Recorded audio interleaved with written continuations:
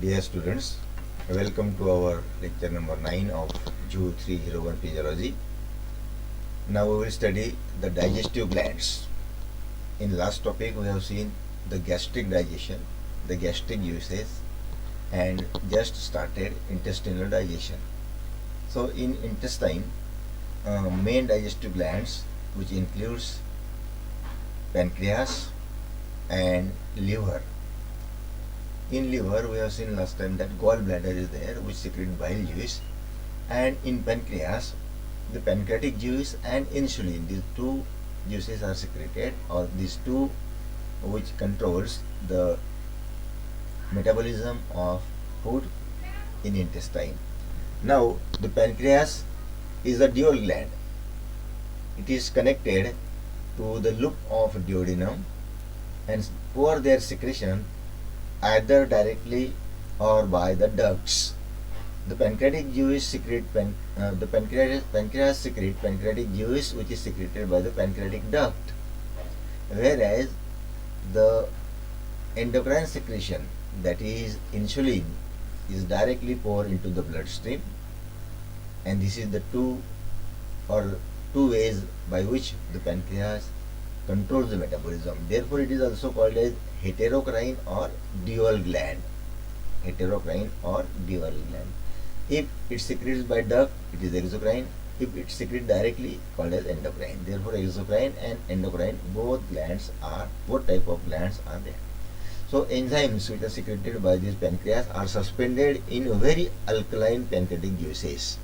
Means the nature is alkaline and includes amylase, which we have already seen in mouth, which contains saliva as a ptyalin. This amylase is also present in intestine, and for breaking down starch into sugar, we have seen that the sugar is nothing but the maltose sugar. And lipase, it digests not only sugar but also lipase or lipid materials when activated by bile salts, and helps to break down the fat material. So they help to digest the carbohydrate as well as fat, in short. So the hormone insulin, you see here is the insulin which stimulate to control the blood sugar level, and produced by specialized cells called as the islets of Langerhans. The insulin is secreted by islets of Langerhans in pancreas and plays important role in controlling the blood sugar level in the blood. Next, the pancreatic juice is secreted by exocrine part, that we have already seen, but it is secreted from the acids, or we can say small lobules, in which the pancreatic juice is stored, and it secretes alkaline secretion, and its main contents are trypsin.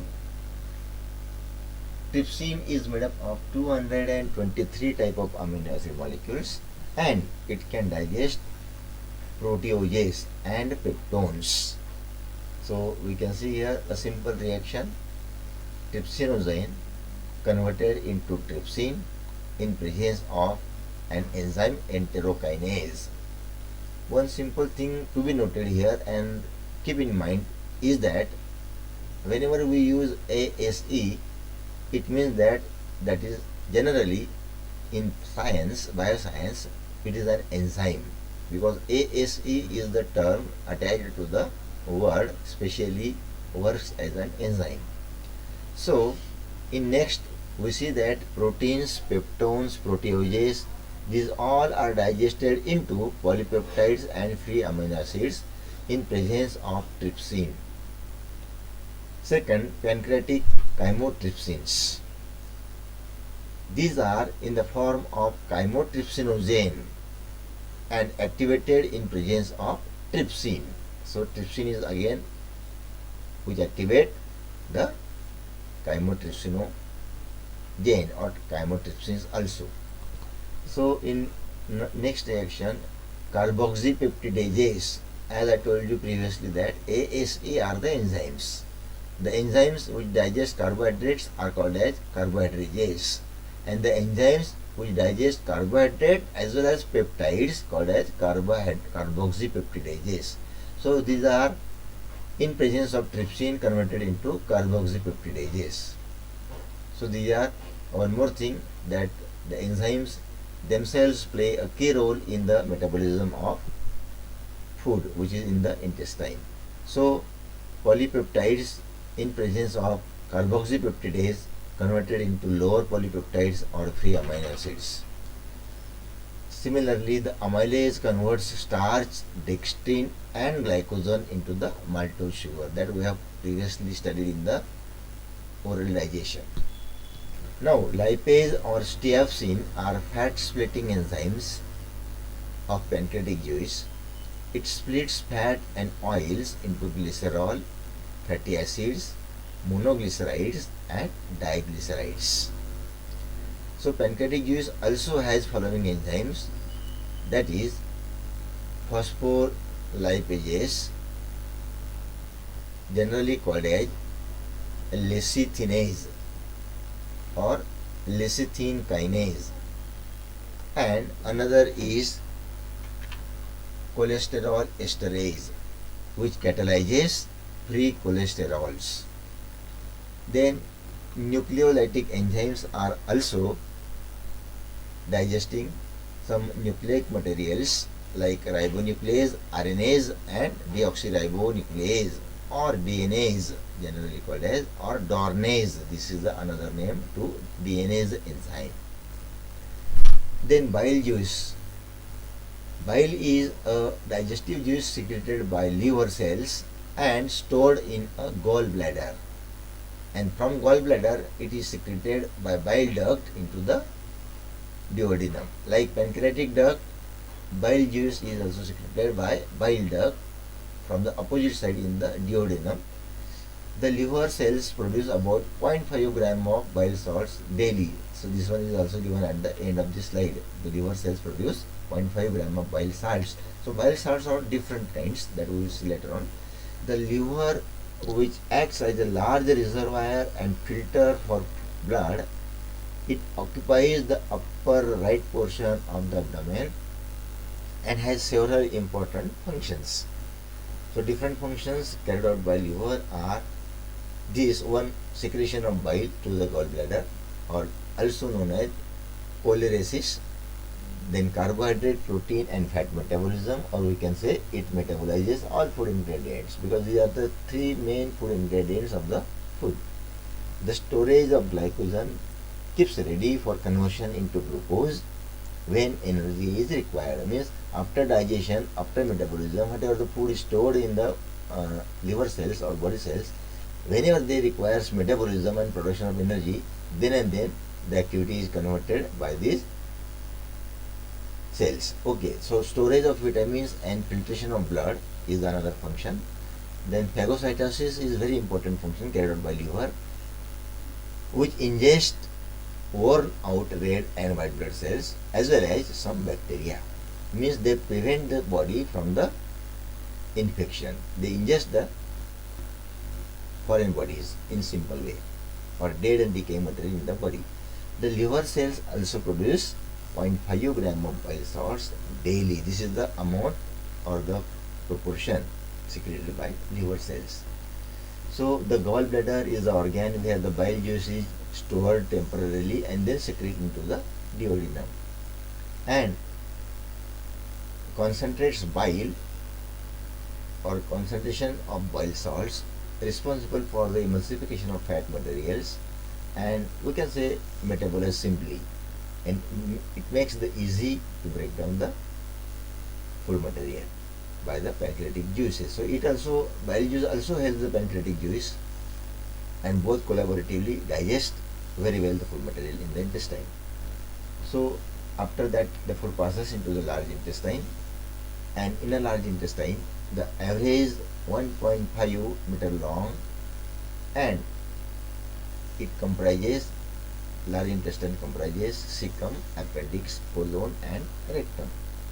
These four organs also take part in digestion.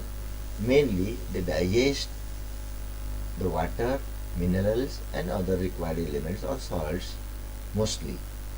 After food passes into the cecum, a reflex action in response to the pressure causes the contraction of the ileocholic valve, means ileum and colon. In between these two, there is a valve called as ileocholic valve that prevent any food returning into the ileum. Means they just pass the food into the colon, never allows to back into the ileum. Therefore, the valve is here. Here, most of the water is absorbed. As I told you that most important function in a large intestine which is carried out is the absorption of water, and much of which was not ingested. In the food, everything is not digested or everything is not there, but much of which is not ingested but secreted by digestive glands further up the digestive tract. The colon is divided into two lobes or stands, we can say, ascending as well as descending. In between that, the material is traversed through the tube, and before reaching the anal canal or near the anus, where the indigested food material is stored and expelled or ejected or thrown out from the body. And in this way, this digestion is here completed. But one more thing to be known about the intestinal juices which are secreted in duodenal glands. These are the unicellular glands which are located in the digestive system, or we can say intestinal wall. These are the Brunner's glands, which are found in the submucosae of the duodenum and produce alkaline secretion containing mucus mostly and helps to digest the food materials. Then the intestinal glands also present in the randomly scattered wall of the intestine and or in the crypts of liver cone. These are nothing but the contours, or we can say folds of mucus on which these crypts of liver cone are located, or we can say villi. Villi are also the microfolds which take part mostly in the absorption of food material after digestion. So, crypts of liver cone and the intestinal glands, these cells secrete large number of enzymes, and collectively, all the enzymes are collectively called as succus entericus, which are poured at a villi. The enzymes in intestinal juice includes peptidases, enterokinases, carbohydrates, and nucleases that we have already seen in previous slide. So, the enzymatic activities includes first peptidases found in the intestinal juice and hydrolyzes the peptides into amino acids, and these are of also two types. One is amino polypeptidases and second is dipeptidases and tripeptidases. This is the group of di and tripeptide groups. So what are the enzymes secreted in intestinal wall? How do they work as a metabolism? So before entering into the large intestine or at the end of large intestine, so these are the enterokinases, carbohydrates, sucrase, maltase, lactase, and nucleolytic enzymes. So they digest or activates on trypsinogen and converts into active trypsin.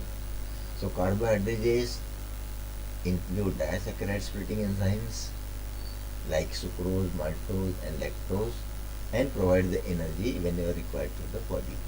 And sucrase is an enzyme also known as invertase enzyme. It breaks the sucrose into the glucose and fructose molecule that we have seen in the last slide, or here we can see this is the simple slide that sucrose is split down by the sucrase enzyme. ASE means this is enzyme which splits them into the glucose and one molecule of glucose and one molecule of fructose. The maltase we have already seen. The maltose sugar converts into the molecules of glucose, and maltose is converted by maltose is converted by amylase from starch into the maltose sugar. So lactase, so this is the inverse reaction, or we can say reverse reaction. Food material from the digestive tract is digested and converted into the glycogen in the body. Glycogen is converted into the energy, and this is the another metabolism. This is the first metabolism in the tract, this is the second metabolism. Therefore we are again studying it in details. The lactase is the enzyme. Lactose is the sugar present in milk, and lactose is digested by lactase enzyme into molecules of the glucose and galactose. You can see here in this simple reaction, the lactose sugar is digested into glucose and galactose in presence of the enzyme lactase. Then nucleolytic enzymes, these enzymes hydrolyze nucleic acids only, DNA and RNA. Of them it includes nucleases. Nucleases specially hydrolyzes nucleic acids into nucleotides or mononucleotides. Already we know about the nucleotides and nucleosides which are present in DNA. Then phosphatases, this breaks the nucleotide into the nucleoside and phosphoric acid. So these are the two molecules. Then nucleosidases also cleaves means breakdown, cleaves nucleosides into free nitrogen bases and pentose sugar. Pentose is 5 group containing. Then in digestive tract, the digestive enzymes play various digestive metabolic activities. Some of these summarized here. Dipeptides converted into amino acids in presence of dipeptidases, or we can say dipeptidases acts on dipeptides and converts into amino acids. Simply, likewise, maltose is converted into glucose and glucose, one glucose, two molecules in presence of the enzyme maltase. Lactose is converted into glucose and galactose in presence of lactase enzyme. That we have seen in the recent activity, the previous slide. Then sucrose is another sugar which converts glucose and fructose molecule in presence of the enzyme sucrase. And nucleotides, we have seen that nucleotides are converted into nucleosides in presence of nucleotidases, and nucleosides are converted into sugars and base pairs or bases in presence of nucleosidases. So this nucleotide, nucleoside. So these are the different words. And di and mono. Di means double and mono means single. Di and monoglycerides are converted into fatty acids and glycerol. This is a simple digestion of fat in presence of the enzyme lipase. ASE. Enzymes which digest lipids are called as lipases or lipids. In this way, we have studied the activities of digestion in intestine. Now this is the summary chart giving the nature of digestive enzymes and their action. So these are the enzymes which we have already studied. Then these are the product, or we can say produced by the glands or organs. These are the sites where the digestive juice secretes, it's a secretion, and these are the different pH levels, either acidic, basic or neutral. So in salivary amylase, this is the enzyme which is secreted by salivary glands and poured its secretion into the mouth, and these are neutral. Whereas the pancreatic amylase, maltase, then trypsin, then peptidases, nucleases, nucleosidases and lipase, all these are basic digestive juices, means they have their pH more than 7, are the basic and secrete to the respective organs as described here in the chart or table. And only this pepsin is a gastric enzyme which is secreted by the gastric glands in the stomach and pour its secretion already in the stomach.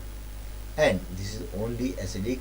We can say that the parietal cells which secrete hydrochloric acid we have seen in a stomach digestion, or whatever the cells which are responsible for the secretion of HCl, hydrochloric acid, are the acidic in nature, remaining are basic. So this is a very simple chart or table which gives the idea of the enzymes, their respective organs, and acidic or basic or neutral level.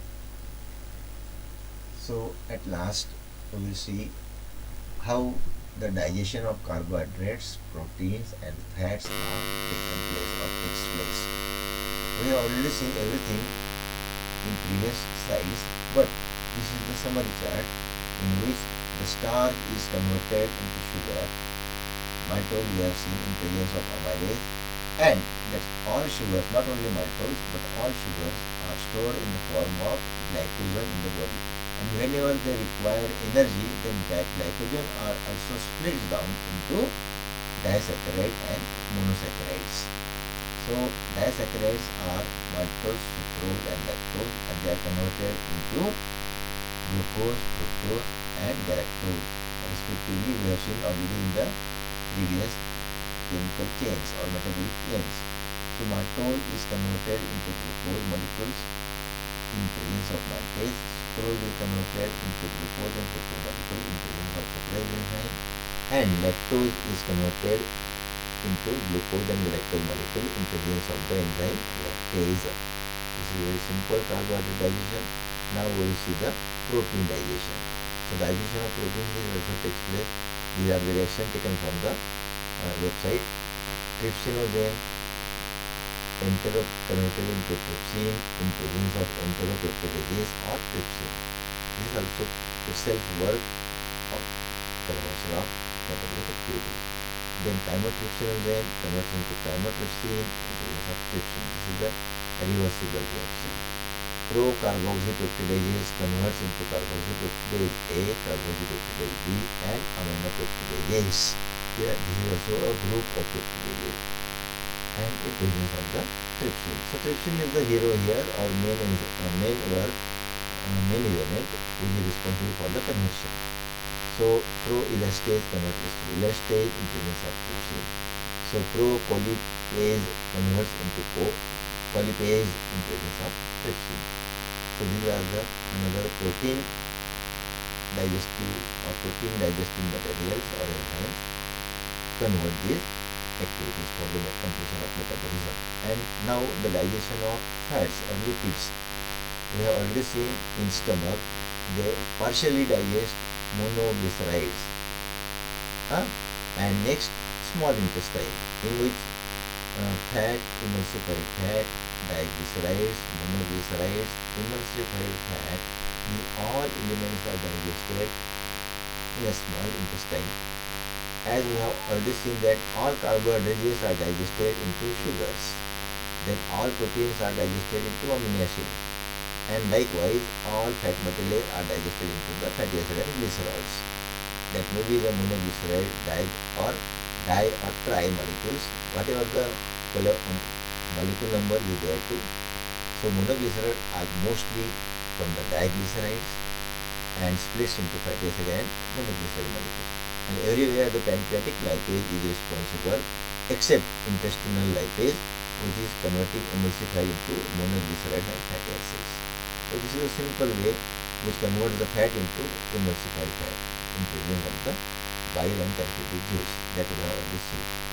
So this is about the digestive juices which are converting the food materials into the simple molecules, and it becomes easy for the absorption to the intestinal wall.